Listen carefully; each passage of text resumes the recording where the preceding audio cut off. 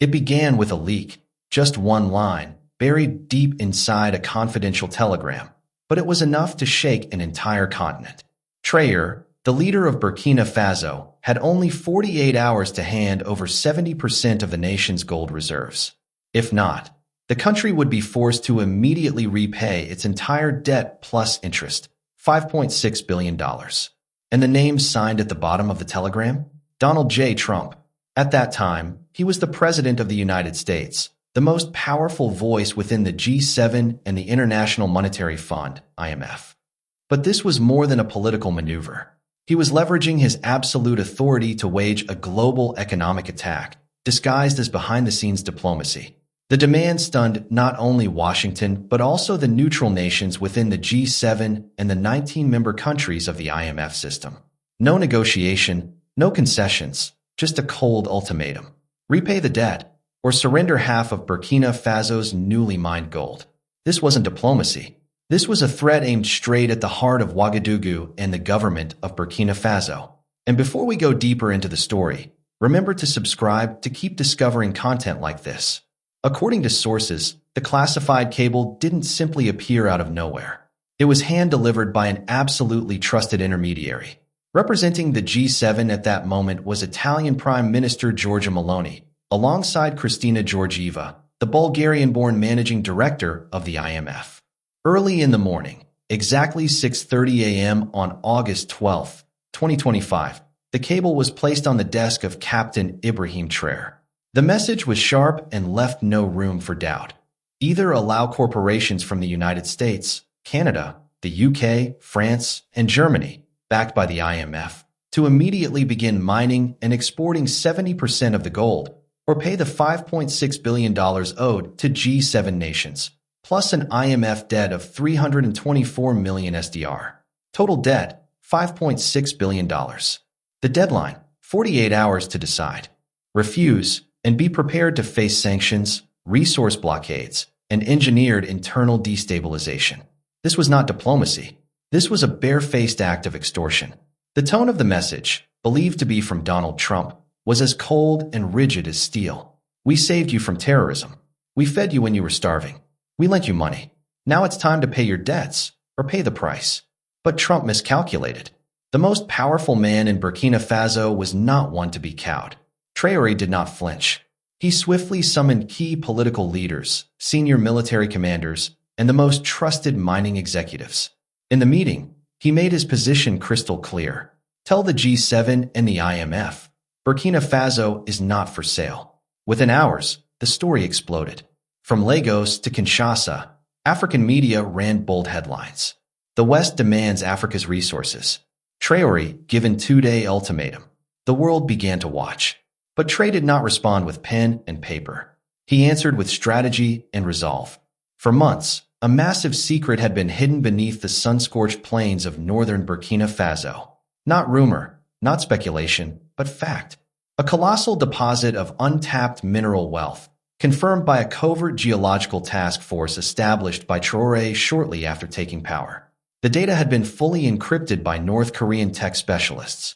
Everything was sealed until the first drill bit hit the ground.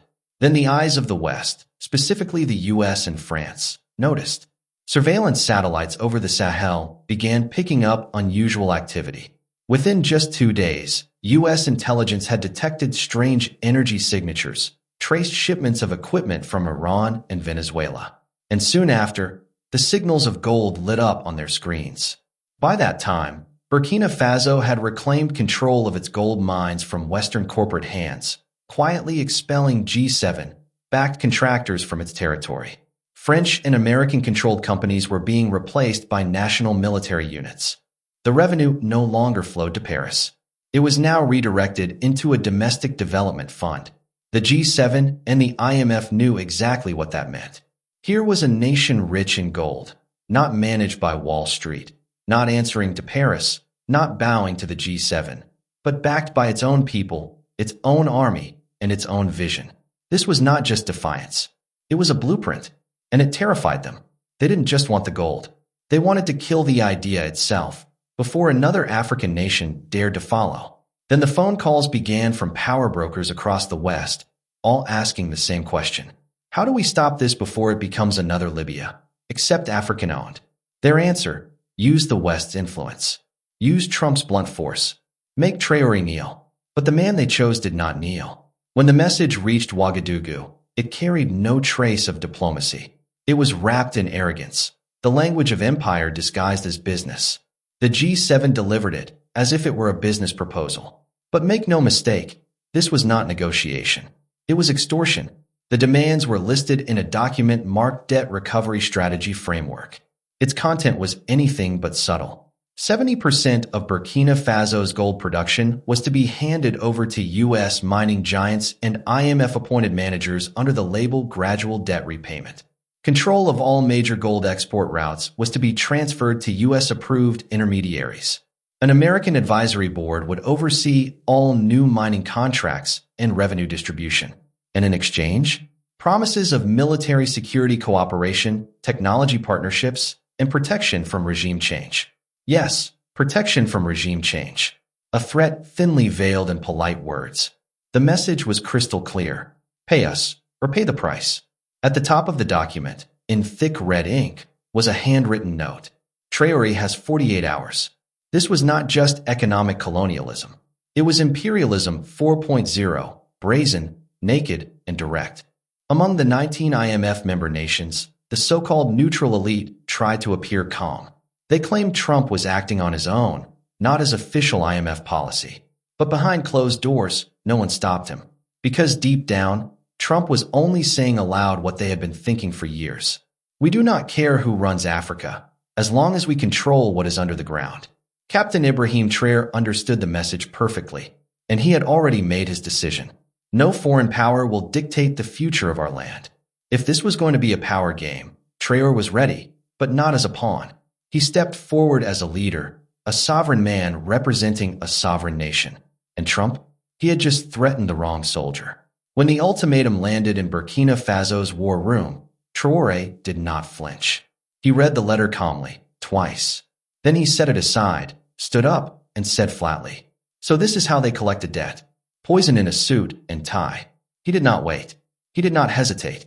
He lit a fire. They wanted 70% of our future. They would get 100% of our resistance. He did not call the G7. He did not call the IMF. He called the commander of the Special Sovereignty Force, a covert military unit created for exactly this moment. Orders were issued fast. Lock down every oil field. Double security on all gold convoys. Cut off all data flows to foreign contractors. Prepare the national broadcast. A statement was coming. By noon, the entire country was watching. The screen went black. Then a live feed appeared. No lavish studio. No flashy production. Just Traoré in uniform. One hand on the Burkinabe flag, the other holding a folder stamped Burkina Faso. 48 hours to repay debt. His voice was steady. His gaze razor sharp. To the people of Burkina Faso, and to our brothers and sisters across Africa, they are not just demanding debt payments from us, nor are they simply demanding 70% of our gold. What they truly seek is the fear within us. He stopped speaking. The whole room went silent. To those behind this insult, to Mr. Trump and his supporters, you have underestimated us. We are not Libya. We are not Iraq. We are not your playground. We will never surrender our land to repay debts you have imposed. We will never bow to your weapons or your banks. You gave us 2 days. Here is our answer. Now you have 2 days to take your greed, your threats, and your arrogance, and leave African soil. He stood up, saluted, and walked off the screen. No questions, no deals, no surrender. But while Traoré's speech set off cheers across Africa, from Dakar to Dar es Salaam, another kind of storm was quietly forming. In oil company boardrooms and intelligence offices, panic spread. At ExxonMobil, emergency calls went out to Washington. At Halliburton, teams worked quickly to measure the damage. And at CIA headquarters in Langley, alarms went off. Traoré hadn't given in. He had spoken out in public, and that was the real problem. If Burkina Faso could say no and still win, what would stop Mali, Niger, Chad, or Congo from doing the same? The pressure increased fast. CIA agents started appearing more often in West Africa. Drones flew more missions over Burkina Faso's gold routes. On social media, smear campaigns began to spread, calling Traore unstable, reckless, even crazy. Near the Ghana border, private military contractors tied to a known intelligence company were seen moving in. The message from Washington was clear. This must end now. But Traore's message had already been heard across Africa. Africa is not for sale. The plan against him was simple: create trouble from inside his country. Simultaneously, major Western news networks all began telling the same story. Burkina Faso, experts warned, was refusing to pay its debts. This path, they claimed, was leading Captain Traoré and his country toward disaster. But within Burkina Faso, the reality was entirely different. The effort to guard the gold mines saw more people signing up by the hour. This resistance was not merely military. It was cultural, driven by the community, and it was growing stronger every single day. At universities, students held events focused on sovereignty and the fair use of resources. To the soldiers protecting the mines, women's groups brought food and supplies. And each time CNN or Fox News launched an attack, the young people didn't respond with anger, they laughed. Then they would repost the news clip with a single line. If they hate him this much, he must be doing something right. Captain Ibrahim Traoré understood the truth. His real enemy wasn't only Trump. It was the entire system: the banks, the oil companies, the G7, the IMF, and the old colonial powers that had extracted wealth from Africa for generations. Now, that very system was attacking one man for a simple, unexpected act. He had said no, and he truly meant it. Burkina Faso was under attack, politically, economically, digitally. But Traoré was not standing alone. Just days after he openly rejected the ultimatum from Trump and the IMF, 3 military planes touched down in Ouagadougou. They carried no bombs, no weapons, only brothers. From Mali arrived Colonel Assimi Goïta, calm and steady. From Niger came General Abdourahmane Tiani, his eyes burning with determination. From Guinea came Colonel Mamadi Doumbouya, walking tall and unapologetic. Together, they entered the presidential palace. When they emerged, they stood side by side with Traoré for the entire world to see. Then came the words that shook the continent. If you touch Burkina Faso, you touch all of us. This was far more than a statement. It was a new doctrine. Africa's answer to NATO, the AES shield. Mali dispatched experienced military advisors to guard the gold mines. Nigeria deployed logistics teams highly skilled in desert terrain. Guinea opened its airspace for emergency supply flights. The fight wasn't confined to the ground. It moved into the digital realm. Media backed by the AES launched a massive counteroffensive, exposing Western disinformation, revealing the truth behind the resource war, and flooding social media with one unified message: our resources, our future, our fight. The impact spread rapidly. In Bamako, crowds packed the streets to show support for Traoré. In Conakry, murals appeared depicting him standing on oil barrels, holding the Burkinabe flag high. Even in Chad and the Central African Republic, youth groups chanted AES or death. In the West, intelligence agencies scrambled to formulate a response. But they had missed a crucial point. This was no longer just about Burkina Faso. This was a Pan-African firewall. And Traoré wasn't backing down. He was charging forward, supported by a brotherhood forged not from treaties, but from war, betrayal, and a shared dream of genuine African freedom. While Western powers grew angry and panicked behind closed doors, 2 global giants made their move, quietly, strategically, and without apology: China and Russia. They didn't arrive with arrogance or threats. They brought something far more powerful: support, technology, and a message Captain Traoré would never forget: you are not alone. Merely 12 hours after Trump's ultimatum hit the news, a discreet Chinese delegation landed in Ouagadougou.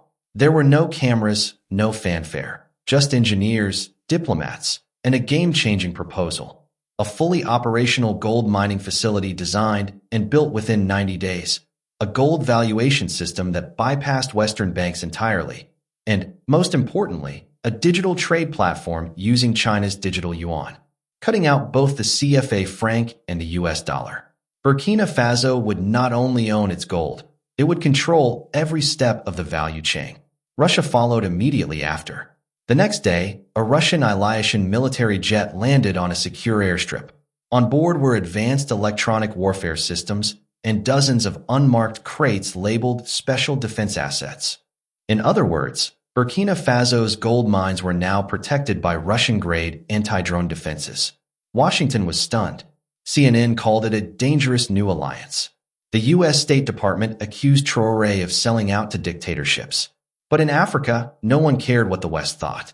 To the people, Traoré wasn't bowing. He was fighting back. To them, China and Russia weren't invaders. They were tools. And the AES, that was the future. A future free from colonial chains. By this point, Traoré had achieved the impossible. He had rejected a U.S. ultimatum. He had exposed a global resource grab. And he had brought China, Russia, and half of West Africa to his side. In the U.S., the media shifted into full panic mode. CNN flashed a red headline. Burkina Faso refuses to pay dirty debt. Fox News went into overdrive. Traoré must be stopped. Talk shows filled up with guests. IMF-linked bank CEOs, retired generals, all repeating the same word, dangerous. They called him crazy, a dictator, Putin's puppet, the next Gaddafi. But the internet wasn't buying it. African content creators flooded YouTube and Instagram with videos praising his courage. Even African Americans joined in. This man told Trump, "Over my dead body," and lived to tell the story. That's leadership. Pay attention. In Burkina Faso, young people fought back in their own way. They took CNN's fear-filled clips and remixed them into protest songs. They wore t-shirts that read, "If CNN hates you, you must be doing something right." Traoré was no longer just a president. He had become a symbol, a viral figure, a movement.